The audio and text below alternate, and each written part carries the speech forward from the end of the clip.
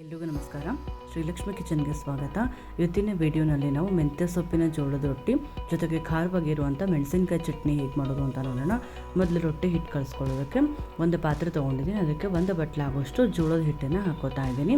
ಈಗ ಇದಕ್ಕೆ ಚಿಕ್ಕದಾಗಿ ಕಟ್ ಮಾಡಿ ಇಟ್ಕೊಂಡಿರುವಂಥ ಒಂದು ದೊಡ್ಡ ಈರುಳ್ಳಿ, ಹಾಗೆ ಒಂದು ಚಿಕ್ಕ ಕಟ್ ಆಗೋಷ್ಟು ಮೆಂತ್ಯ ಸೊಪ್ಪು, ಜೊತೆಗೆ ಸ್ವಲ್ಪ ಕರ್ಬೇವಿನ ಸೊಪ್ಪು, ಹಾಗೆ 1 ಇಂಚ್ ಆಗೋಷ್ಟು ಶುಂಠಿನ ಚಿಕ್ಕದಾಗಿ ತುರ್ಕೊಂಡು ಇಟ್ಕೊಂಡಿದ್ದೀನಿ. ಇವಾಗ ಇದಿಷ್ಟನ್ನು ಕೂಡ ಈಗ ಹಾಕೋಬೇಕು. ಅಥವಾ ಇದ್ರ ಜೊತೆ ನೀವು ಬೇರೆ ತರಕಾರಿ ಏನಾರು ಬೇಕು ಅಂತಂದರೆ ಕ್ಯಾರೆಟು ಅಥವಾ ಏನಾರ ಅದನ್ನು ಕೂಡ ನಾವು ಹಾಕ್ಕೋಬೋದು. ಆದರೆ ಬರೀ ಮೆಂತ್ಯ ಸೊಪ್ಪನ್ನು ಅಷ್ಟೇ ಹಾಕಿ ಮಾಡೋದ್ರಿಂದ ಒಂಥರ ಫ್ಲೇವರ್ ತುಂಬ ಚೆನ್ನಾಗಿರುತ್ತೆ ಮೆಂತ್ಯ ಸೊಪ್ಪಿಂದು. ಹಾಗಾಗಿ ಬರೀ ಮೆಂತ್ಯ ಸೊಪ್ಪು ಅಷ್ಟನ್ನು ಹಾಕ್ಕೊಂಡಿದ್ದೀನಿ. ಜೊತೆಗೆ ಕರಿಬೇವಿನ ಸೊಪ್ಪನ್ನು ನಾನು ಕೈನಲ್ಲೇ ಈಗ ಮುರಿದುಬಿಟ್ಟು ಅದನ್ನು ಕೂಡ ಈಗ ಸೇರಿಸ್ಕೊತಾ ಇದ್ದೀನಿ. ಹಾಗೆ ಇದಕ್ಕೆ ಒಂದು 8 ರಿಂದ 10 ಹಸಿಮೆಣಸಿನಕಾಯಿ ನಾನು ಮಿಕ್ಸಿ ಜಾರಿಗೆ ಹಾಕ್ಕೊಂಡು ತರತರಿಯಾಗಿ ರುಬ್ಕೊಂಡು ಇಟ್ಕೊಂಡಿದ್ದೀನಿ. ಇದಕ್ಕೆ ನೀರು ಹಾಕ್ಕೊಂಡಿಲ್ಲ, ಬರೀ ಹಾಗೆ ರುಬ್ಕೊಂಡು ಇಟ್ಕೊಂಡಿದ್ದೆ. ಅದನ್ನು ಕೂಡ ಈಗ ಹಾಕೋತಾ ಇದ್ದೀನಿ. ಖಾರಕ್ಕೆ ತಕ್ಕಂತೆ ನೋಡಿಕೊಂಡು ಕಮ್ಮಿ ಅಥವಾ ಜಾಸ್ತಿ ಮಾಡ್ಕೋಬೋದು. ಜೊತೆಗೆ ಸ್ವಲ್ಪ ಕೊತ್ತಂಬರಿ ಸೊಪ್ಪನ್ನು ಚಿಕ್ಕದಾಗಿ ಕಟ್ ಮಾಡ್ಕೊಂಡು ಇಟ್ಕೊಂಡಿದ್ದೆ, ಅದನ್ನು ಕೂಡ ಈಗ ಹಾಕೋತಾ ಇದ್ದೀನಿ. ಹಾಗೆ ಇದಕ್ಕೆ ರುಚಿಗೆ ತಕ್ಕಷ್ಟು ಉಪ್ಪು, 1/4 ಚಮಚ ಆಗೋಷ್ಟು ಉಪ್ಪನ್ನು ಹಾಕ್ಕೊಂಡಿದ್ದೀನಿ. ಈಗ ಇದಿಷ್ಟನ್ನು ಹಾಕ್ಕೊಂಡು ಮೊದಲು ಡ್ರೈ ಮಿಕ್ಸ್ ಮಾಡ್ಕೋಬೇಕು. ಯಾಕಂದರೆ ನಾವು ಈರುಳ್ಳಿ ಜೊತೆಗೆ ಮೆಂತ್ಯ ಸೊಪ್ಪೆಲ್ಲ ಹಾಕಿರೋದ್ರಿಂದ ಮೊದಲು ಒಂದ್ಸಲ ಮಿಕ್ಸ್ ಮಾಡ್ಕೊಂಡು ನೋಡಿಕೊಂಡು ಆಮೇಲೆ ಸ್ವಲ್ಪನೇ ನೀರು ಹಾಕ್ಕೊಂಡು ಚೆನ್ನಾಗಿ ಅದನ್ನು ಹಿಟ್ಟು ಕಲಿಸ್ಕೋಬೇಕು.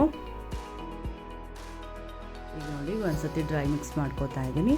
ಈಗ ಇದಕ್ಕೆ 1 ಚಮಚ ಆಗೋಷ್ಟು ಜೀರಿಗೆನ ಹಾಕೋತಾ ಇದ್ದೀನಿ. ಇಷ್ಟನ್ನು ಹಾಕ್ಕೊಂಡು ಸ್ವಲ್ಪನೇ ನೀರು ಹಾಕ್ಕೊಂಡು ಹಿಟ್ಟನ್ನು ಕಲಿಸ್ಕೋಬೇಕು. ನಾವು ಚಪಾತಿ ಹಿಟ್ಟು ಹೆಂಗೆ ಕಲಿಸ್ತೀವೋ ಅದಕ್ಕಿಂತ ಸ್ವಲ್ಪ ಅಳ್ಕ ಕಲಿಸ್ಬೇಕಾಗತ್ತೆ ಹಿಟ್ಟನ್ನು. ನಾವು ಜಾಸ್ತಿ ಹಿಟ್ಟು ಗಟ್ಟಿ ಕಲಿಸ್ಬಿಟ್ವಿ ಅಂತಂದರೆ ರೊಟ್ಟಿ ಕೂಡ ಕಟಕ್ಲಾಗ್ಬಿಡತ್ತೆ. ಹಾಗಾಗಿ ರೊಟ್ಟಿ ನಮಗೆ ಸಾಫ್ಟಾಗಿ ಬೇಕು ಅಂತಂದರೆ ಸ್ವಲ್ಪ ನೀರನ್ನು ಜಾಸ್ತಿ ಹಾಕ್ಕೊಂಡು ಸ್ವಲ್ಪ ಸಾಫ್ಟಾಗಿ ನಾವು ಹಿಟ್ಟು ಕಲಿಸ್ಕೊಂಡ್ವಿ ಅಂತಂದರೆ ರೊಟ್ಟಿ ತುಂಬ ಚೆನ್ನಾಗಿ ಬರುತ್ತೆ. ಈಗ ನೋಡ್ತಾ ಇರ್ಬೋದು, ಈ ಒಂದು ಹದಕ್ಕೆ ನಾನು ಹಿಟ್ಟನ್ನು ಕಲಿಸ್ಕೊಂಡು ಇಟ್ಕೊಂಡಿದ್ದೀನಿ. ಈಗ ಇದನ್ನು ಕಲಿಸ್ಬಿಟ್ಟು ಒಂದು 10 ನಿಮಿಷ ಅದನ್ನು ಬಿಟ್ಬಿಡೋಣ. ಅಷ್ಟರೊಳಗೆ ನಾನು ಈಗ ಮೆಣಸಿನ್ಕಾಯಿ ಚಟ್ನಿ ಮಾಡೋದು ಹೇಗೆ ಅಂತ ನೋಡೋಣ.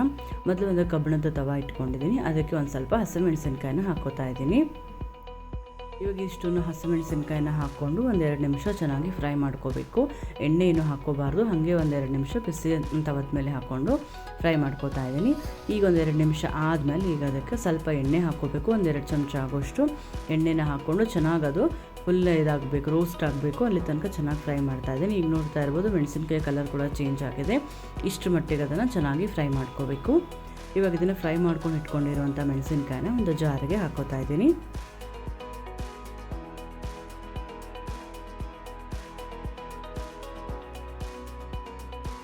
ಈಗ ಇದಕ್ಕೆ 2 ರಿಂದ 3 ಗಡ್ಡೆ ಆಗೋಷ್ಟು ಬೆಳ್ಳುಳ್ಳಿಯನ್ನು ಹಾಕೋತಾ ಇದ್ದೀನಿ. ಅಲ್ಲಿ ಸಿಪ್ಪೆ ಬಿಡಿಸಿಲ್ಲ, ಹಾಗೆ ಹಾಕ್ಕೊಂಡಿದ್ದೀನಿ. ಸಿಪ್ಪೆ ಬಿಡಿಸ್ದಲೇ ಹಾಗೆ ಹಾಕೋದ್ರಿಂದ ತುಂಬ ಚೆನ್ನಾಗಿರುತ್ತೆ ಟೇಸ್ಟು. ಜೊತೆಗೆ ಒಂದು ಅರ್ಧ ಚಮಚ ಆಗೋಷ್ಟು ಜೀರಿಗೆ ಹಾಕೋತಾ ಇದ್ದೀನಿ. ಹಾಗೆ ಸ್ವಲ್ಪ ಕೊತ್ತಂಬರಿ ಸೊಪ್ಪು. ಇದಕ್ಕೆ ಕೊತ್ತಂಬರಿ ಸೊಪ್ಪು ಒಂದು ಸ್ವಲ್ಪ ಜಾಸ್ತಿ ಹಾಕೋಬೇಕು. ಜೊತೆಗೆ ಒಂದು ಅರ್ಧ ನಿಂಬೆಹಣ್ಣನ್ನು ಹಿಂಡ್ಕೋತಾ ಇದ್ದೀನಿ. ನಿಂಬೆಹಣ್ಣನ್ನು ಕೆಲವರು ಹಾಕಲ್ಲ, ಆದರೆ ನಿಂಬೆಹಣ್ಣು ಹಾಕೋದ್ರಿಂದ ಸ್ವಲ್ಪ ಖಾರ ಕೂಡ ಕಮ್ಮಿ ಆಗುತ್ತೆ, ಹಾಗೆ ಟೇಸ್ಟ್ ತುಂಬ ಚೆನ್ನಾಗಿ ಬರುತ್ತೆ. ಇವಾಗ ಇದಿಷ್ಟನ್ನು ಹಾಕ್ಕೊಂಡಿದ್ದೀನಿ. ಜೊತೆಗೆ ಒಂದು ಅರ್ಧ ಚಮಚ ಆಗೋಷ್ಟು ಉಪ್ಪನ್ನು ಹಾಕೋತಾ ಇದ್ದೀನಿ. ಈಗ ನೋಡಿ ಇದಿಷ್ಟನ್ನು ಹಾಕ್ಕೊಂಡು ನೀರು ಹಾಕೋಬಾರ್ದು ಇದಕ್ಕೆ, ಹಾಗೆ ಅದನ್ನು ತರತರಿಯಾಗಿ ರುಬ್ಕೋಬೇಕು. ಈ ಚಟ್ನಿ ಅಂತೂ ರೊಟ್ಟಿ ಜೊತೆಗೆ ತುಂಬ ಚೆನ್ನಾಗಿರುತ್ತೆ ಕಾಂಬಿನೇಷನ್ನು. ಒಂದ್ಸಲಿ ಟ್ರೈ ಮಾಡಿ ನೋಡಿ. ಈಗ ನೋಡಿ ಚಟ್ನಿ ರೆಡಿ ಆಯಿತು. ಈಗ ರೊಟ್ಟಿ ಮಾಡೋದು ಹೇಗೆ ಅಂತ ನೋಡೋಣ. ಒಂದು ತವ ತೊಗೊಂಡಿದ್ದೀನಿ. ಅದಕ್ಕೆ ಒಂದು ಸ್ವಲ್ಪ ಎಣ್ಣೆ ಹಾಕೋತಾ ಇದ್ದೀನಿ. 1-2 ಚಮಚ ಆಗೋಷ್ಟು. ನಾವು ರೊಟ್ಟಿ ಎಷ್ಟು ದೊಡ್ಡದಾಗಿ ತಟ್ಕೋಬೇಕು ಆ ಸೈಜಷ್ಟು ನಾವು ಹಿಟ್ಟನ್ನು ತೊಗೊಂಡು ಕ್ಲೀನಾಗಿ ಎಲ್ಲ ಕಡೆನೂ ಈ ಥರ ತಟ್ಕೋತಾ ಇದ್ದೀನಿ. ನಾವು ಇದಿಷ್ಟು ತೆಳ್ಳಗೆ ಮಾಡ್ತೀವೋ ಅಷ್ಟು ಕ್ರಿಸ್ಪಿಯಾಗಿ ತುಂಬ ಚೆನ್ನಾಗಿ ಬರುತ್ತೆ ಟೇಸ್ಟು. ದಪ್ಪ ಮಾಡಬಾರ್ದು, ಹಾಗೆ ಇದನ್ನು ತೆಳ್ಳಗೆ ತಟ್ಕೋಬೇಕು. ಈಗ ನೋಡಿ ಅದೇ ಥರ ನಾನು ಕ್ಲೀನಾಗಿ ತೆಳ್ಳಗೆ ತಟ್ಕೋತಾ ಇದ್ದೀನಿ.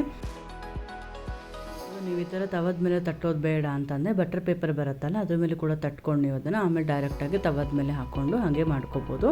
ಆದರೆ ನಾನು ಈ ಥರ ಡೈರೆಕ್ಟಾಗಿ ತವದ ಮೇಲೆ ತಟ್ಕೊಂಡು ಮಾಡ್ತಾಯಿದ್ದೀನಿ. ಈಗ ನೋಡಿ ತಟ್ಕೊಂಡಿದ್ದಾಗಿದೆ. ಇವಾಗ ಇದನ್ನು ಗ್ಯಾಸ್ ಮೇಲೆ ಇಟ್ಕೋತಾ ಇದ್ದೀನಿ.